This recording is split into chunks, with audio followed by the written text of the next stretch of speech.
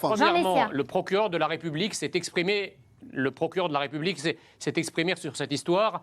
Il a dit qu'avant la vidéo qu'on voit où effectivement le policier tire, Naël avait fait un premier refus d'obtempérer. Il avait fui la police.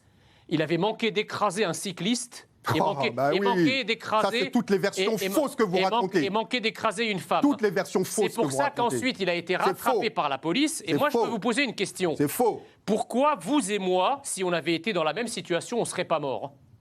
Parce que objectivement, lorsqu'il se fait arrêter par la police, lorsqu'un policier a une arme de service braquée sur lui, qui, dans sa tête, se sent un tel sentiment de toute puissance et d'impunité ou de panique qu'au lieu de descendre de son véhicule, il accélère. Ou de panique. Dans quel pays au monde, si cette scène avait été filmée, ça aurait scandalisé ou choqué qui que ce soit? Ou de panique. Aucun, y compris dans les pays, et surtout dans les pays d'origine de Naël et des jeunes dont vous avez parlé. Ça, c'est la première chose. La deuxième chose, c'est que nous avons aujourd'hui, ce qui se passe en France n'a rien à voir avec une simple colère légitime par rapport à un éventuel drame.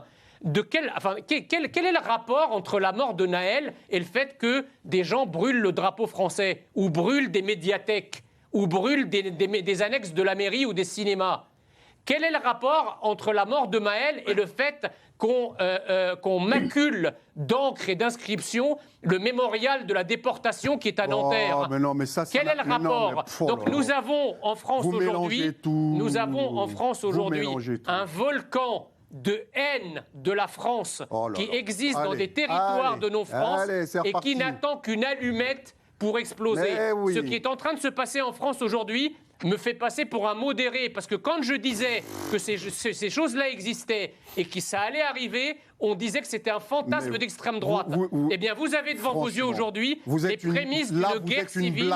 Les prémices d'une guerre civile, et même pas larvée. Je vous dis, quand on brûle un drapeau français, ça n'a rien à voir avec la mort d'un jeune. Vous dites, qui à 17 ans, je termine par là, qui à 17 ans conduit dans une voiture, une Mercedes A45 d'une valeur de 90 000 euros, sans permis de conduire?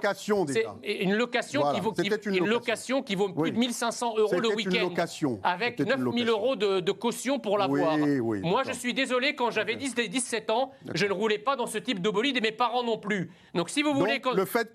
Donc, vous jalousez le fait qu'ils roulent dans une voiture comme ça, et donc vous êtes en train de justifier le fait qu'on tue un gamin tout simplement parce que... Mais vous êtes sur quelle planète? Vous avez parlé de la justice. À un moment, il faut arrêter, franchement. Vous avez parlé de la justice. Si la justice avait fait son boulot... Je suis désolé, non. Naël avait...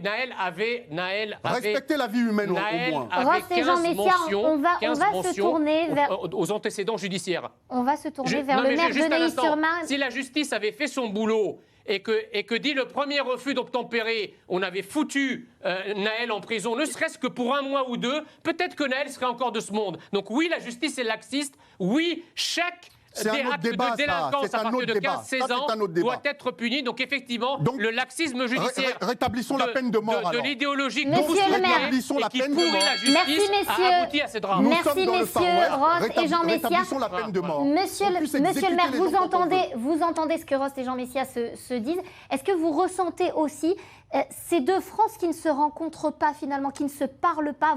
Jean Messia, c'est pas les musulmans, quoi. On vous écoute. Bon, Jean Messia, on sait ce qu'il va dire. Écoutez, moi, évidemment que je suis totalement contre ce type d'acte que je trouve d'une stupidité et d'une débilité profonde qui est en plus blessante. Le problème, si vous voulez, c'est que cette personne on dit agir au nom de la liberté. Et les autorités suédoises le laissent agir au nom de la liberté. Ce qui peut s'entendre, même si... Le geste, moi je suis totalement en désaccord avec, et parce que ça peut choquer les croyants, c'est au nom de la liberté. Et d'ailleurs, si on veut être en parfaite cohérence, les mêmes qui aujourd'hui critiquent les conséquences fâcheuses de la liberté en profitent souvent de cette liberté pour imposer des conséquences fâcheuses à d'autres qui ne sont pas eux. Quand, par exemple, on a une invasion d'une piscine municipale par des femmes habillées en burkini, alors que c'est interdit, pour choquer, pour provoquer et pour imposer dans l'espace public ces croyances religieuses, effectivement, là aussi, moi je suis contre. Attendez, laissez-moi finir. Là aussi, je suis contre, parce que la liberté, pour moi, c'est pas la liberté de provoquer et de choquer.